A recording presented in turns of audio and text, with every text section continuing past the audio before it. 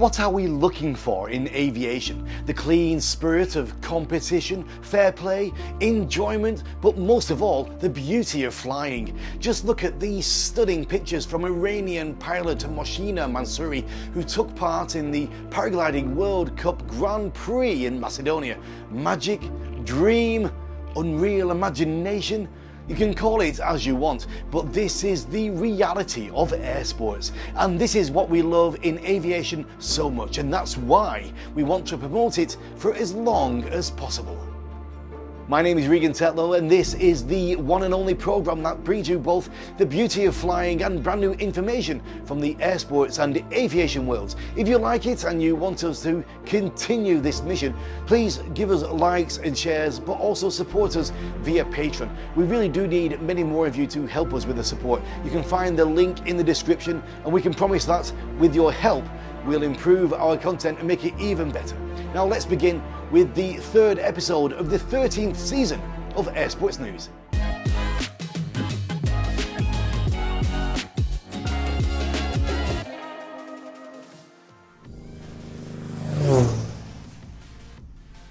Our team down in Leszno, Poland have got some very fresh results from the 31st FEI World Aerobatic Championships. Amazing competition saw the pilots in a very uncertain final fighting for the gold medal. They needed to wait until the last task to know who was going to be the new world champion. And now we know officially. The French team were the favourites from the very beginning, but two pilots, Olivier Mansourel from Spain and Rob Holland from the USA, were flying so good that until the very end, nobody really knew who was going to be the world champion. Finally, the French team concentrated at the maximum level and took absolutely everything.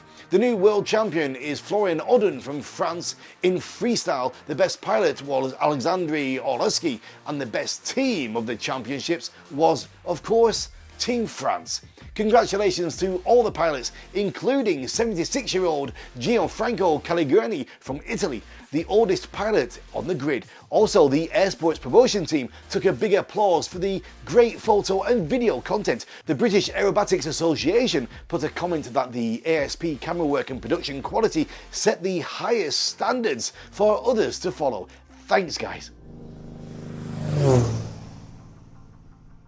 Now some very fresh results from the latest sailplane Grand Prix stage, this time from Bosnia and Herzegovina. Take a look. In an exciting final race at Livno, Gintas Zub from Lithuania won with a very high speed of 162 km per hour average. He beat German Matthias Sturm and Stefan Langer for the finish line, taking the highest podium. Gintas has now qualified for the final next year in Pavulo, Italy. Congratulations. Don't miss the final qualifying SGP of Series 11, which will be held in Vinons-sur-Verdon, France from the 4th of September. We won't miss it for sure. In the world of skydiving, there are some really magical places on Earth. One of them is Meadow Peak Skydiving, organisers of the legendary Lost Prairie Boogie. The event has been running for 55 years and it's full of tradition.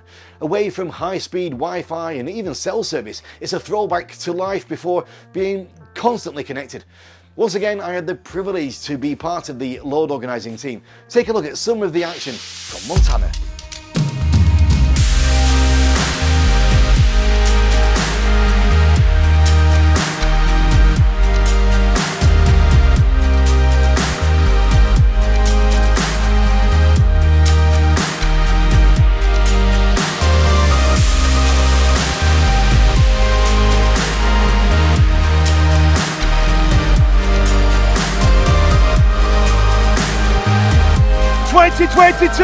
Lost Prairie, it's a wrap! See you next year!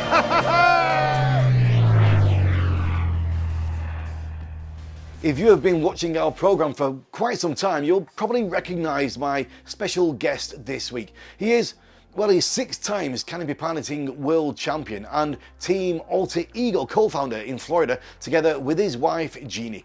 Just a few days ago, he won again, this time at the Pink Open in Klatovy. Let's chat a little bit with a good friend of mine, Kurt Bartholomew. So Pink Open, it's a favourite amongst canopy pilots, and you put yourself right there, back on top. First place in the overall, first place in the freestyle, and first place in the carving distance. Yeah. It was a pretty amazing comp. So I'm super pumped, man. It was such a good feeling, and especially after the World Games not being so great for me personally. That was a great event, but my flying was just not really there. So it feels really good to come away with this one. It's an interesting time though, because we are watching like an evolution in the sport, aren't we? With the mutant harness, how you've been working on it. I mean, I know you weren't impressed with what you did at the World Games, but you've been working in fine tuning. When did you start jumping the system? I started jumping it basically at Christmas. I did the course, just like the 5-jump course, and got fitted. Yeah. The end of November, but then we had the DIPC, so I didn't jump it till I got back from that, and then I really focused on it over the winter. From there. For anybody watching who might be not from canopy piloting or new to skydiving even, just give us a quick brief run through what the mutant harness is and how it's different from normal flight. Yeah, so it's a completely different system. Like we fly on a regular harness. We're attached up at the shoulders. So we're hanging from our shoulders, and on this mutant harness, we open up and we're attached there, but then we release a top set of rings, and then we're flying around attached from the hips. It's a kind of like crossover from like paragliding, speed flying harness type of thing. It changes everything, like everything. Every week, we're providing you with the full-length interviews with my guests on the Air Sports Promotion YouTube channel.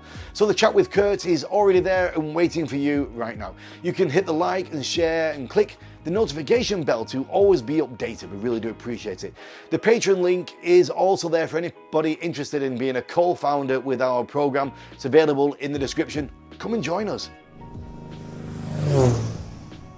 The National Transportation Safety Board in the USA has released its final reports regarding the crash of a Cessna 182 that was part of the Red Bull airplane swap stunt a few months ago. The pilots wanted to put the two Cessnas into asynchronous steep dives, bail out of their respective airplanes wearing their parachutes, and maneuver in freefall in order to enter each other's airplane. According to the NTSB, the probable cause of the crash was a ballast shift aboard the unoccupied aircraft that resulted in it exceeding the critical angle of attack. The aircraft entered a stall and subsequent spin from which it did not recover. The FAA noted that Akins and Farrington did not have permission to perform the stunt. The agency noted it declined the organizers' request for an exemption from the federal regulations that cover the safe operations of aircraft. Aiken later admitted in an Instagram post that he had received the FAI denial, but he did not inform Red Bull or his team members. Sad news coming out of the UK. The Air Race World Championship announced on Friday it had cancelled all remaining 3 races in the series for the rest of the year. We are extremely disappointed to announce that the Air Race World Championship will not be returning to the skies in 2022, said a post on the organisation's Twitter account. Despite the tireless efforts and support of all our race teams, specialised suppliers and partners, some of the challenges presented by COVID and further implications posed by the current global economic situation have simply been too great to overcome for the board of this great event. We hope that this event will be possible in 2023. We can't wait to bring you daily content from the World Hot Air Ballooning Championships in Slovenia, scheduled in the second half of September. I will be there with my Air Sports Promotion team. But before we go there, just look at some fresh video from the Bristol International Balloon Fiesta that ended last Sunday.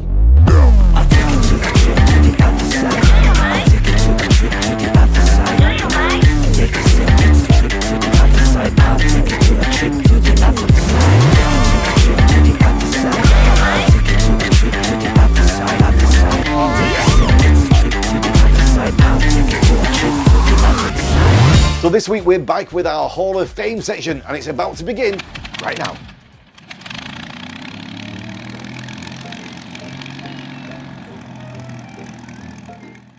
On the 12th of August 1977, the prototype Space Shuttle Enterprise was mated to the Boeing 747-100 shuttle carrier for the first of 5 approach and landing test flights. An estimated 65,000 people had come to the Edwards Air Force Base to watch this one-of-a-kind event. On the 13th of August 1930, Frank Monroe Hawks flew from Glendale, California to Curtis, to Long Island, to New York in a record-breaking elapsed time of 12 hours, 25 minutes, 3 seconds. His airplane was a Travel Air Type R mystery ship named Texaco No. 13. On the 13th of August 1976, the prototype Bell Model 222 twin-engine helicopter made its first flight. During the 42-minute flight, test pilots Donald Lee Bloom and Louis William Hartwig flew the aircraft through a series of hovering maneuvers and transitions to forward flight.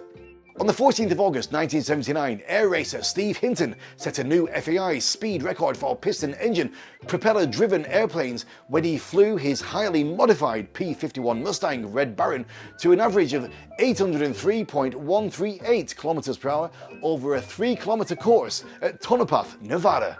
This is it, guys. We'll see you back here again next week as always. Don't forget that we really do need your help. The simple and easy to use Patreon link in the description would lead you to become a co-founder of our show. Every cent is important to us, it really is. I'm leaving you today with wingsuit pilot Igor Gavron, who performed some outstanding jumps in the Slovak mountainside paradise, including cloud surfing flights. We'll see you next week. Stay safe, and as always, keep your eyes on the skies.